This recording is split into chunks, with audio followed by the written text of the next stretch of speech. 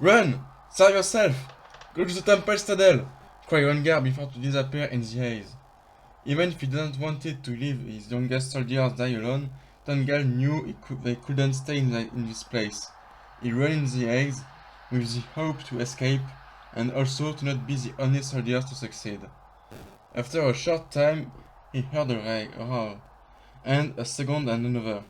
He realized he was encircled. With the resignation of the death, he prepared himself to fight for the last time. He shot an arrow at the first shadow he saw, and a second, but the shadow didn't fall. It continued to walk towards him. He stopped to look his enemy to prepare a special arrow, heavy and deadly. But when he looked, the shadow was too close. Tungal took his mace and crushed it on the skull of his enemy. The mace entered in the flesh and then gets stuck. Black brambles get out of the crushed skull and block the weapon. Then they crawl on the handle. Tungal pulled on the mace to release it, but in vain. When he realized that his weapon was stuck in the body, it was too late. The brambles reached his hand. The great Emperor soldiers feel an icy burn at the contact of the brambles, and then feel an amazing oppression in his mind. The pain of it was horrible, like if his soul was twisted and torn. Suddenly, he heard a roar, and then something put out the shadow and snatched the brambles. It was a massive form. "Be quiet, don't shoot, and you will survive." Tungal was suspicious, but it was his best chance. He put away his crossbow and closed his eyes. A big shock hit him and he lost awareness. He slowly opened the eyes. He looked around him. He was in a little room lighted by a firework. He saw a table with oatmeal on it. He left his bed and realized he wasn't in his armor, but in a light tunic of wool. Tungal sat on the chair. He looked at the meal, composed of a plate of cabbage with lamb meat and black bread, with milk for drink. It tasted good, maybe a little too much fat for the soldiers who was accustomed to the dried fish of the temple.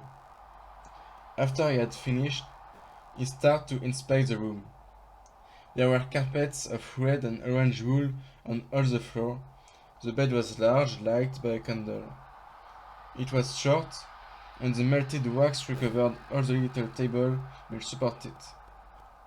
Tungal concluded he was sleeping for a long time, and more important, he seems to not be in hostile territory. After that, he looked at the door. A note was fixed on it with a dagger. The captain took the note and read it. The paper said he could go everywhere in the house, but it also warning about the third step, which was dangerous.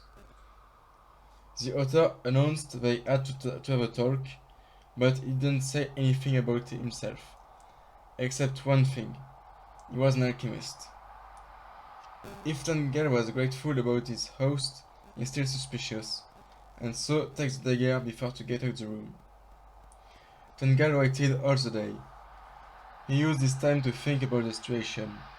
He was in the house of an alchemist, the temple used to fight them by the past.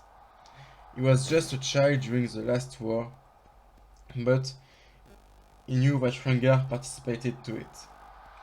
That war started when the alchemists refused to submit to the laws of the temple, and, at the end, they were forced to live in the shadows.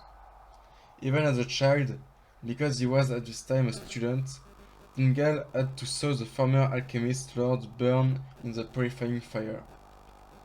The question was why he was saved by his enemy. Maybe he was saved for information, but he was just a captain. He didn't know anything, and anyway, he would not talk. However, even if the door of the house was closed, he was not a real prisoner. Ineffective, in the house he found knives, an axe, and even his crossbow. "So, you're up." This word, pronounced by a woman's voice, pointed gun of his reflection. He looked in his back and saw a young lady in a light alchemist armor. She had a dyed matte, short brown hair and orange eyes.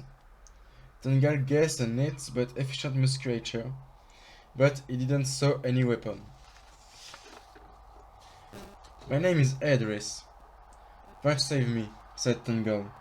But why an alchemist like you save the temple soldier?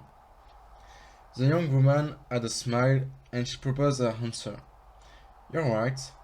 In another situation I would kill you, but we don't have the time.